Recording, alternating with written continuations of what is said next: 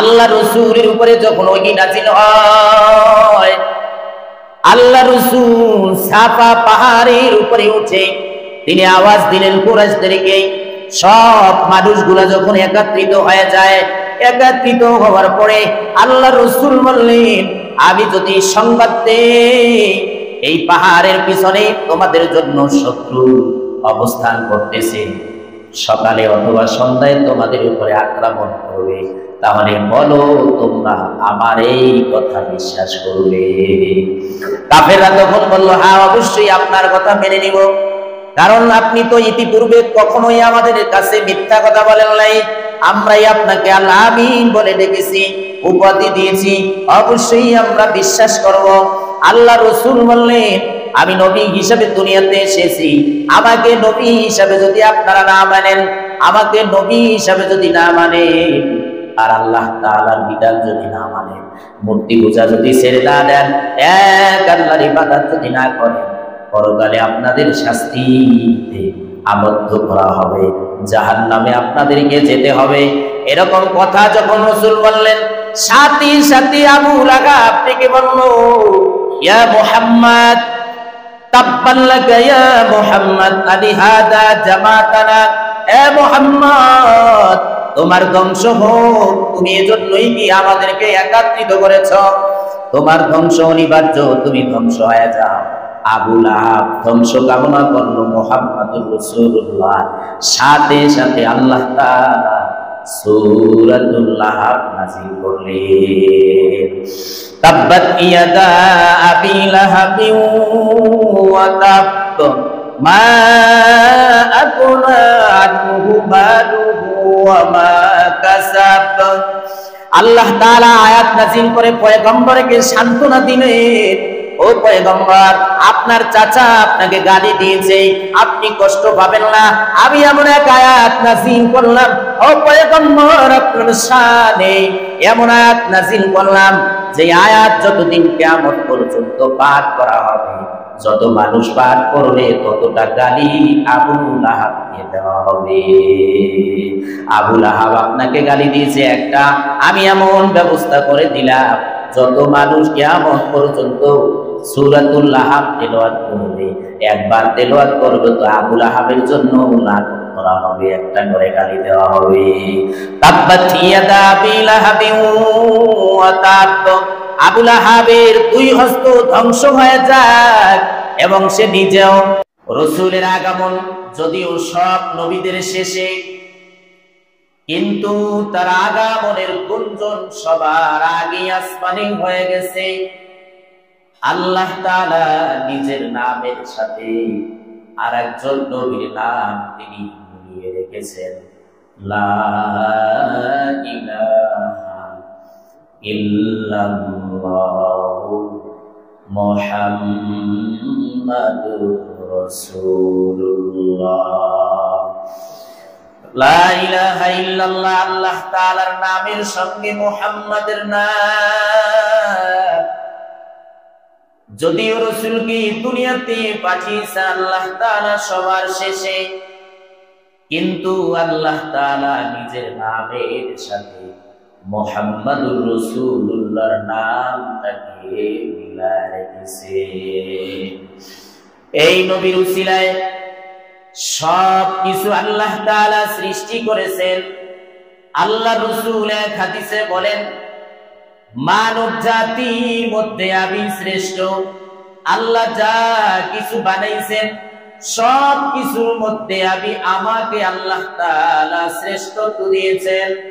সব নবীদের মধ্যে আমি শ্রেষ্ঠ, আবার সব বংশের মধ্যে থেকে এমন একটা বংশের মধ্যে আমাকে আল্লাহ তাআলা পাঠিয়েছেন, যেই বংশের মর্যাদা সব বংশের উপরে। কুরাইশ বংশ, হাশিমি বংশের মধ্যে আমাকে আল্লাহ তাআলা পাঠাইছেন। আমি শ্রেষ্ঠ নবী হিসাবে দুনিয়াতে এসেছি। এজন্য রাসূলের আগমনে আমরা উম্মত হিসাবে প্রত্যেকের কর্তব্য হলো খুশি প্রকাশ করা। আর এই খুশিটা কিভাবে প্রকাশ করবে? সাহাবায়ে কেরাম আল্লাহ রাসূল যেভাবে তার নিজের জন্ম তারিখকে তার নিজের জন্ম তারিখ সোমবার দিনে তিনি রোজা পালন করতেন। আর আল্লাহ রাসূল বলেন, যেই দিন আমার উপরে ওহী প্রেরণ করা হয়েছে, ওহী নিয়ে আসছেন জিবরাইল, ওই দিনটাও ছিল সোমবার। সোমবার দিনে আমার উপরে ওহী অবতীর্ণ করা হয়েছে। তাহলে রাসূলের মিলাদ আলোচনা করার দ্বারা বরকত হাসিল হবে। আবেদা বলেন, আল্লাহ রাসূল যখন দুনিয়াতে পদার্পণ করলো, আমার ঘরটা আলোকিত হয়ে গেছে। শুধু আমার ঘর নয়, পৃথিবীটা আলোকিত হয়ে গেছে। এমন কোন মাখলুকাত নাই যেই মাখলুকাতটা আল্লাহ রাসূলের আগমনে সিজদায় পড়ে যায় নাই। সিরিয়ার রাজপ্রাসাদ পর্যন্ত আলোকিত হয়ে গেছে। 1000 বছর ধরে আগুন অগ্নি প্রজ্বলিত ছিল, যে আগুন একটা সেকেন্ডের জন্য বন্ধ হয় নাই। আল্লাহ রাসূলের আগমনে ওই 1000 বছর ধরে আগুন যে জ্বলতেছিল তা বন্ধ হয়ে গেছে। আল্লাহ রাসূলের মিলাদ নিয়ে আলোচনা করলে বরকত হাসিল হবে। এজন্য আল্লাহ রাসূলের আগমন সুবহ সাদিকের সময় যখন হয়, তিনি যখন দুনিয়াতে আসেন, তার সংবাদটা পৌঁছা দিয়েছেন আবু লাহাবের বান্দি দাসী সুয়াইবা, যিনি পরবর্তীতে আল্লাহ রাসূলকে দুধ পান করাইছিলেন। এই আবু লাহাবের দাসী সুয়াইবা, তিনি আল্লাহ রাসূলের আগমনের সংবাদটা আবু লাহাবের কাছে গিয়া জানা দিলেন যে আপনার একজন ভাতিজা হয়েছে। সাথে সাথে আবু লাহাব খুশি হইয়া সুয়াইবাকে আজাদ করে দিলেন। যাও, তুমি আমার ভাতিজা হওয়ার সংবাদটা দিয়েছো, আমি খুশি হইয়া তোমাকে আজাদ করে দিলাম। এই আজাদ করতে গিয়ে আবু লাহাব হাতের আঙ্গুল ইশারা করে তাকে আজাদ করে দিলেন। এই আবু লাহাবের ইন্তেকাল যখন হয়, আবু লাহাব এমন পাপিষ্ঠ ছিল, আল্লাহ রাসূলের আপন চাচা এত পাপিষ্ঠ ছিল, এত অত্যাচার করেছে আল্লাহ রাসূলের উপরে, যে তিনি তো মুসলমান হয় নাই। আল্লাহ রাসূল যেখানেই কালিমা দাওয়াত দিয়েছে, সেখানে গিয়ে মানুষদেরকে বলেছে, আমার এই ভাতিজা যা বলতেছে তিনি মিথ্যাবাদী, মিথ্যা কথা বলতেছে, সে পাগল, তোমরা তার কথা শ্রবণ করবে না। মানুষদেরকে এভাবে সে বলে বেড়াইতো। আল্লাহ রাসূলের উপরে যখন ওহী নাযিল হয়, আল্লাহ রাসূল সাফা পাহাড়ের উপরে উঠে তিনি আওয়াজ দিলেন কুরাইশদেরকে। সব মানুষগুলা যখন একত্রিত হয়ে যায়, একত্রিত হওয়ার পরে আল্লাহ রাসূল বললেন, আমি যদি সংবাদ দেই এই পাহাড়ের পিছনে তোমাদের জন্য শত্রু অবস্থান করতেছে, সকালে অথবা সন্ধ্যায় তোমাদের উপরে আক্রমণ করবে, তাহলে বলো তোমরা আমার এই কথা বিশ্বাস করবে?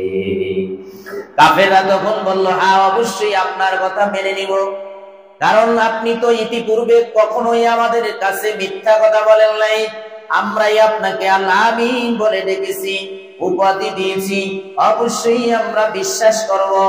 আল্লাহ রাসূল বললেন, আমি নবী হিসেবে দুনিয়াতে এসেছি, আমাকে নবী হিসাবে যদি আপনারা না মানেন, আমাকে নবী হিসাবে যদি না মানেন, আর আল্লাহ তাআলার বিধান যদি না মানেন, মূর্তি পূজা যদি ছেড়ে না দেন, এক আল্লাহর ইবাদত যদি না করেন, পরকালে আপনাদের শাস্তিতে আবদ্ধ করা হবে, জাহান্নামে আপনাদেরকে যেতে হবে। এরকম কথা যখন রাসূল বললেন, সাথী সাথী আবু লাহাব থেকে বলল, ইয়া মুহাম্মদ তাব্বান লাকা ইয়া মুহাম্মদ আলিহাদা জামাতানা, এ মুহাম্মদ তোমার ধ্বংস হোক, তুমি এজন্যই কি আমাদেরকে একত্রিত করেছ? তোমার ধ্বংস অনিবার্য, তুমি ধ্বংস হয়ে যাও। আবু লাহাব ধ্বংস কামনা করলো মুহাম্মদুর রাসূলুল্লাহ, সাথে সাথে আল্লাহ তাআলা সূরাতুল লাহাব নাযিল করলেন। তাব্বাত ইয়াদা আবি লাহাবিন ওয়া তাব মা আকুনা আনহু মালুহু ওয়া মা কাসাব।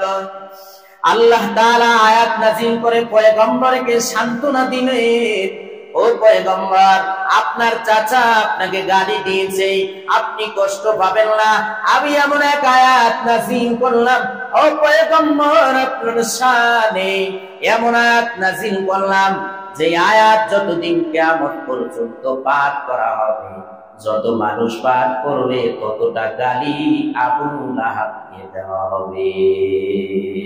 আবু লাহাব আপনাকে গালি দিয়েছে একটা, আমি এমন ব্যবস্থা করে দিলাম যত মানুষ কিয়ামত পর্যন্ত সূরাতুল লাহাব তেলাওয়াত করবে, একবার তেলাওয়াত করবে তো আবু লাহাবের জন্য লানত করা হবে, একটা করে গালি দেওয়া হবে।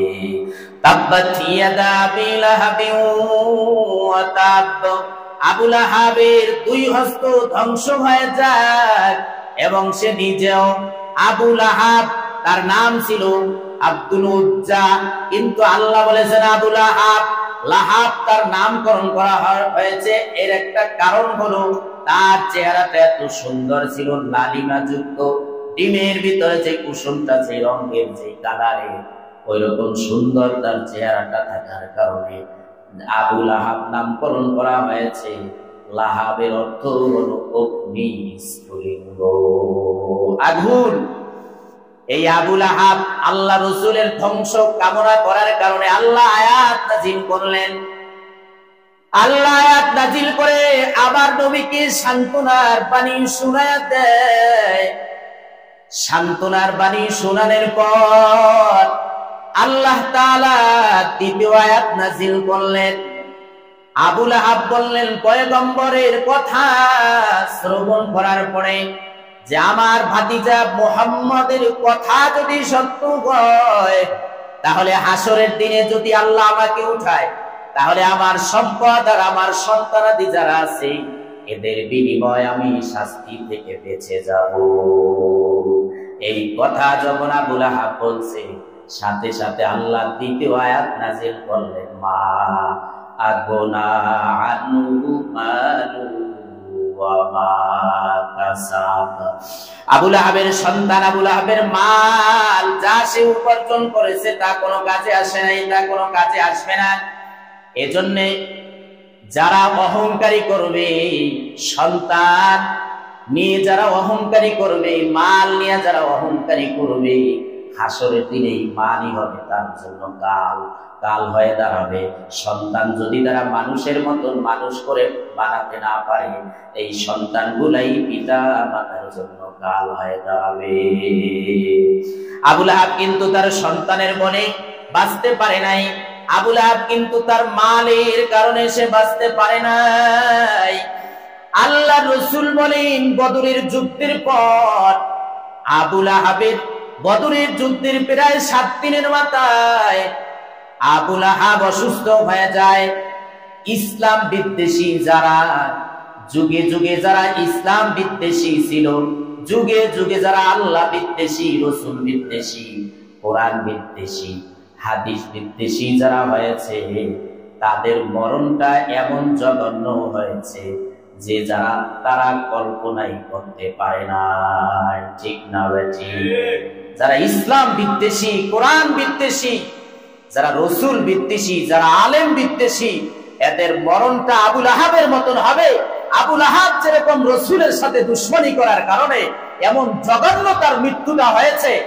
রাসূল বলেন, আবু লাহাব অসুস্থ হয়ে যাওয়ার পরে তার গলার ভিতরে একটা বড় ধরনের ফোসকা হয়েছে, ফোসকা যেটাকে ফোড়া বলে, পেল্লেক রোগ হয়েছে। এমন অসুস্থ হয়েছে, শরীর থেকে দুর্গন্ধ আসতেছে।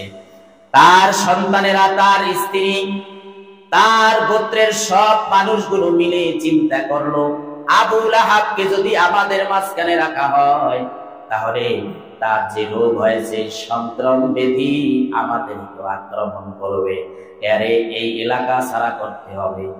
সিদ্ধান্ত অনুযায়ী আবু লাহাবকে এলাকা থেকে দূরবর্তী একটা জায়গার মধ্যে নিক্ষেপ করে দেওয়া হয়েছে। একটা জঙ্গলের পাশেই তাকে সেখানে রেখে আসা হয়েছে। আবু লাহাব ওখানে ছটফট করতে করতে এক পর্যায়ে সে মারা গেছে, সেখানে শেষ হয়ে গেছে। দুর্গন্ধ চতুর্দিকে ছড়াইতেছে।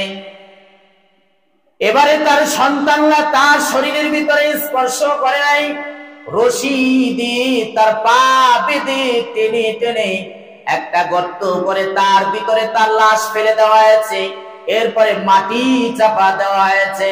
বন্ধুরা আমার, যারা আলেমদেরকে কষ্ট দিবে, যারা আমার রসুলকে কষ্ট দিবে, যারা কোরআনের বিরুদ্ধাচরণ করবে, যারা কোরআন বিদ্বেষী, যারা ইসলাম বিদ্বেষী হবে, এদের মরণটাও আবু লাহাবের মতন হবে। ঠিক কিনা? হ্যাঁ, যারা কোরআন বিদ্বেষী, যারা হাদিস বিদ্বেষী হবে, আল্লাহর রসুলের বিদ্বেষী যারা হবে, মুহাম্মদুর রাসূলুল্লাহর নাম যারা শুনতে পারে না, মুহাম্মদুর রাসূলুল্লাহর কথা যারা শুনতে পারে না, তাদের মরণটাও আবু লাহাবের মতন এইভাবে নিকৃষ্ট ভাবে হবে। একটা মানুষ তাদের কাছে যাবে না, জানাজা তো দূরের কথা। কথা ঠিক না? ঠিক। আবু লাহাবের ইন্তেকালের পরে একদিন তার ভাই আব্বাস রাদিয়াল্লাহু তাআলা আনহু তাকে স্বপ্ন দেখলেন। আব্বাস রাদিয়াল্লাহু তাআলা আনহু বদরের যুদ্ধের পরে তিনি মুসলমান হয়ে গেছেন। তিনি একদিন স্বপ্ন দেখলেন আবু লাহাবকে। স্বপ্নের ভিতরে তিনি জিজ্ঞাসা করলেন, ভাই আমার, তোমার কি হালাত? আবু লাহাব বলল, ভাই, ইন্তেকালের পরে আমার শাস্তি শুরু হয়ে গেছে। আমি সব সময় জাহান্নামের আগুনের মধ্যে আছি। তবে প্রতি সপ্তাহে সোমবার দিন যখন আসে, আমি যে ওই আমার ভাতিজা মুহাম্মদ এর জন্মের খুশিতে আমার বাদী সুয়াইবাকে যে আঙ্গুলের ইশারায় তাকে স্বাধীন করে দিয়েছিলাম, আজাদ করে দিয়েছিলাম, মুক্তি করে দিয়েছিলাম, এ কারণে প্রতি সপ্তাহে সোমবার দিন যখন আসে, যে আঙ্গুলের ইশারা, শাহাদাত আর বৃদ্ধাঙ্গুলের ইশারা দিয়ে যে আমি তাকে আজাদ করেছিলাম, প্রতি সোমবার দিন যখন আসে, এই আঙ্গুলের মাথা দিয়ে কিছু পানি প্রবাহিত হয়। ওই পানিগুলো আমি চুষে খাই, যার কারণে আমার শাস্তি কিছু হালকা মনে হয়। সুবহানাল্লাহ বলেন। আব্বাস রাদিয়াল্লাহু তাআলা আনহু এই স্বপ্ন দেখলেন। বন্ধুরা আমার, আল্লাহর রাসূলের আগমনে খুশি হইয়া পাপিষ্ঠ বেঈমান আবু লাহাব তার দাসীকে মুক্তি দেওয়ার কারণে যদি সোমবার দিন তার শাস্তি লঘু করা হয়, হালকা করা হয়, তাহলে একজন মুমিন বান্দা ওই আল্লাহর রাসূলের আগমনে যদি খুশি হয়, তাহলে তার বরকত কত বড় হাসিল হবে। সুবহানাল্লাহ বলেন। এই আবু লাহাবের বউ ছিল উম্মে জামিল। সূরা লাহাবের শেষের দিকে তার কথা আল্লাহ তাআলা বর্ণনা করেছেন। আবু লাহাব যেমন সারা জীবন রাসূলের বিরুদ্ধাচরণ করে গেছে, আল্লাহ রাসূলের উপরে নির্যাতন করেছে, তেমনি ভাবে তার বউ নির্যাতন করেছে, উম্মে জামিলও নির্যাতন করেছে।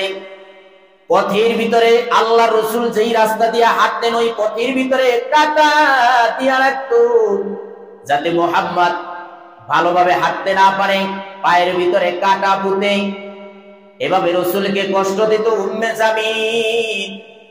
এক বর্ণনায় এসেছে, উম্মে জামিল যখন এই আয়াত নাজিল হয়েছে, তাব্বাত ইয়াদা আবি লাহাবি ওয়া তাব, আয়াত নাজিল হওয়ার পরে উম্মে জামিল যখন জানতে পেরেছে যে তাদের ফুল ফ্যামিলিকে ধ্বংস করার জন্য আল্লাহ আয়াত নাজিল করছেন, সূরা নাজিল করেছেন, উম্মে জামিল কিছু পাথর নিয়ে তিনি বাইতুল্লাহর কাছে চলে গেলেন। বাইতুল্লাহর হেরেমের পাশে আল্লাহ রসুল আর আবু বকর বাইতুল্লাহ দেয়ালের সাথে পিঠ লাগায়া বসে আছেন, দুইজনে আলাপ করতেছেন। আবু বকর আর আল্লাহ রসুল পাশাপাশি, কথাবার্তা চলতেছে। এমন সময় আবুল আহাবের বউ উম্মে জামিল পাথর নিয়ে সেখানে হাজির হইলেন। হাজির হওয়ার আগে আবু বকর রাদিয়াল্লাহু তাআলা আনহু তাকায় দেখলে যে পাথর নিয়ে আসতেছে। তিনি আল্লাহ রসুলকে বললেন, পয়গম্বর আপনি এখান থেকে চলে যান, তার উদ্দেশ্য আমার ভালো মনে হইতেছে না। আল্লাহ রসুল বললেন, তুমি ভয় করো না, তাকে আসতে দাও।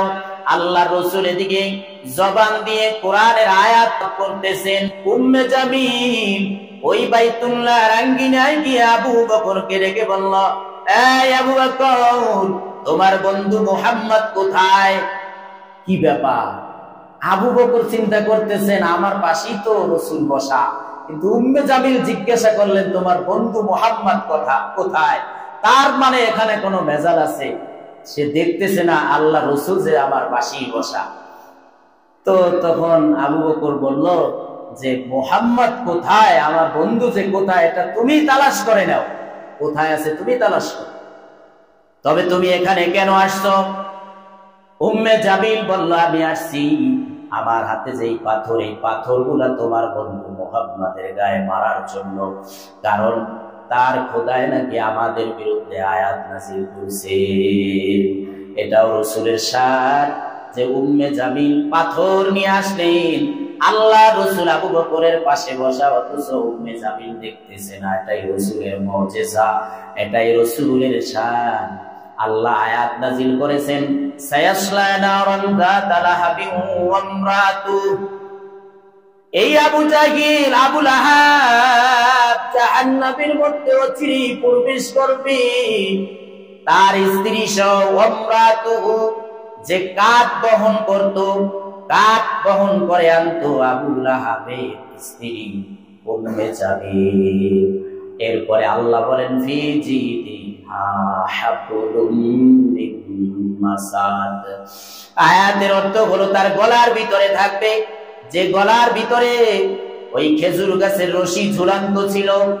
অর্থাৎ আল্লাহ তাআলা বলেন হাসরের দিনে আবুল আহাব যে আগুনের মধ্যে জ্বলবে, যে আগুনের মধ্যে থাকবে, ওই আগুনের ভিতরে তার স্ত্রী উম্মে জামিল কাষ্ঠ সংগ্রহ করে এনে তারপরে তার স্বামীর আগুনের ভিতরে ফেলে অগ্নি প্রজ্বলিত করবে। অথবা আয়াতের ব্যাখ্যা এটাও হতে পারে যে জাহান্নামের ভিতরে উম্মে জামিলের গলার ভিতরে জাহান্নামের আগুনের রশি ঝুলায় দেওয়া হবে। তাহলে এই আলোচনার দ্বারা এটা বোঝা যায়, যারা সরাসরি ভাবে ইসলামী বিদ্বেষী, কোরআন বিদ্বেষী, মুহাম্মদুর রাসূলুল্লাহর কথা যারা শুনতে পারবে না, এরা তো জাহান্নামে যাবে। আর এদেরকে যারা সমর্থন করবে, যারা সায় দিবে, তারাও জাহান্নামে যাবে। ঠিক না বেঠিক? এরাও জাহান্নামে যাবে। এজন্য ইসলামী বিদ্বেষী যারা, নাস্তিক মুরতাদ যারা, এদের সাথে আমাদের কোনো সম্পর্ক হতে পারে না। ঠিক না বেঠিক? যারা অমুসলিম, হ্যাঁ, যারা অমুসলিম, এদের সাথে আমাদের কিসের সম্পর্ক? যারা নাস্তিক, যারা ইসলামের রাজনীতি যারা পছন্দ করে না, বাংলার জমিনে রাজনীতি, ইসলামিক রাজনীতি, ইসলামিক খেলাফত প্রতিষ্ঠা হোক, যারা চাইবে না, এদের সাথে কোন মুসলমানের সম্পর্ক হতে পারে না। কথা ঠিক না বেঠিক? প্রকাশ্যে যারা ইসলামিক রাজনীতির বিরুদ্ধে যারা আলোচনা, কথা বলবে, বক্তৃতা দিবে, যারা বলবে যে রাজনীতির ভিতরে ইসলামকে টানা যাবে না, আমরা বলবো যে এই দেশে যদি শেখ মুজিবকে ধারণ করে রাজনীতি তোমরা করতে পারো, এই দেশে যদি তোমরা তারেক জিয়াকে ধারণ করে যদি তোমরা রাজনীতি করতে পারো, তাহলে মুহাম্মদুর রাসূলুল্লাহকে ধারণ করে রাজনীতি করতে অসুবিধা কোথায়? কথা ঠিক না বেঠিক? তোমাদের কালচারের ভিতরে সমস্যা আছে, তোমাদের চরিত্রের ভিতরে সমস্যা আছে, কিন্তু মুহাম্মদুর রাসূলুল্লাহ এমন একজন নেতা যার এ টু জেড এর ভিতরে কোনো কলম, কোনো কালিমা নাই, কোনো স্পট নাই। কথা ঠিক না বেঠিক? তোমরা দুনিয়ার আব্রাহাম লিঙ্কনের আদর্শকে ধারণ করে যদি রাজনীতি করতে পারো, তাহলে ইসলামপন্থী যারা আছে, যারা ওলামায়ে কেরাম আছে, তারা কেন মুহাম্মদুর রাসূলুল্লাহকে ধারণ করে এদেশে রাজনীতি করতে পারবে না? কথা ঠিক না ঠিক? তাহলে ইসলাম বিদ্বেষী যারা, ওরা চাইবে না কখনোই যে এই দেশের ভিতরে ইসলামী খেলাফত প্রতিষ্ঠা হোক, এই দেশে আল্লাহ তাআলার রাজ কায়েম হোক। রাম বাম যারা আছে, নাস্তিক মুরতাদ যারা আছে, তারা এটা কখনো পছন্দ করবে না। কথা ঠিক না ঠিক? এজন্য মুসলমান হিসাবে, রাসূলের উম্মত হিসাবে যারা নাস্তিক, যারা মুরতাদ, যারা ইসলাম বিদ্বেষী, যারা ইসলামী খেলাফত চায় না, এদের সাথে মুসলমানের সম্পর্ক থাকতে পারে না। কথা ঠিক না ঠিক? কিন্তু আমরা তো তাদের ছাড়া আমাদের রাজনীতি চলে না। কথা ঠিক না ঠিক? এখন আওয়াজ তুলতেছে যে রাজনীতি করবেন এমন ভাবে যে এখানে ধর্ম টানা যাবে না। আপনি ধর্ম ছাড়া রাজনীতি করতে পারবেন না। কথা ঠিক না ঠিক? ধর্ম দিয়ে যদি রাজনীতি করা হয়, আর তাহলে এই দেশে ইনসাফ প্রতিষ্ঠা হবে, মানুষ ইনসাফ পাবে, মানুষের অধিকার বাস্তবায়ন হবে। কথা ঠিক না ঠিক? তো যারা ইসলাম বিদ্বেষী, যারা কোরআন বিদ্বেষী, যারা ইসলাম পছন্দ করে না, কোরআনের বিধান পছন্দ করে না, এদের সাথে মুসলমানের কোন সম্পর্ক থাকতে পারে না। কথা ঠিক না ঠিক? আবু লাহাবের এক সন্তান ছিল উতাইবা, যে উতাইবা সব সময় রাসূলের বিরুদ্ধাচরণ করত, যে রাসূলকে দেখতে পারত না। অথচ রাসূলের একজন কন্যা উম্মে কুলসুমকে তার সাথে বিবাহ দেওয়া হয়েছিল। কিন্তু যখন আল্লাহ রাসূল দাওয়াত দেওয়া শুরু করলেন, কালিমার যখন দাওয়াত দেওয়া শুরু করলেন, তখন উতাইবা তার কন্যাকে, রাসূলের কন্যাকে তালাক দিয়ে দিলেন, যে না, আপনার কন্যাকে আমি আমার বিবি হিসাবে রাখতে পারি না। তালাক দেওয়ার পরে একদিন উতাইবা আল্লাহ রাসূলের সামনে হাজির হলেন।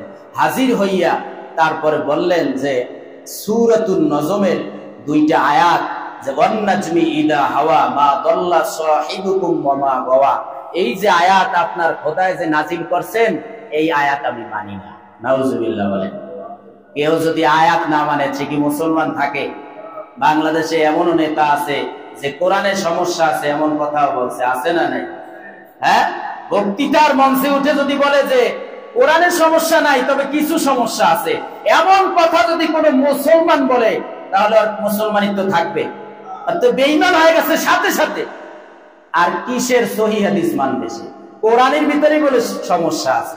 কোন মুসলমান যদি এই বিশ্বাস রাখে যে সামান্য পরিমাণ সমস্যা কোরআনে আছে, তাহলে তার ঈমান থাকবে? তার ঈমান শেষ।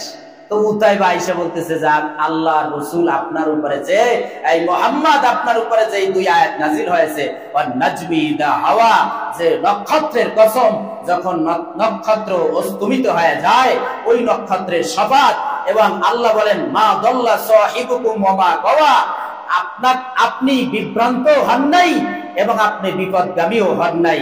এই হলো আয়াতের অর্থ। তো উতাইবা আয়েশা বলতেছে, হুজুর, আপনি যে এই যে আপনার খোদায় যে আয়াত নাজিল করলো, মুহাম্মদ আপনার এই খোদার আয়াত আমি মানি না, আমি এটা অস্বীকার করলাম। শুধু কি এই কথা বলেছেন?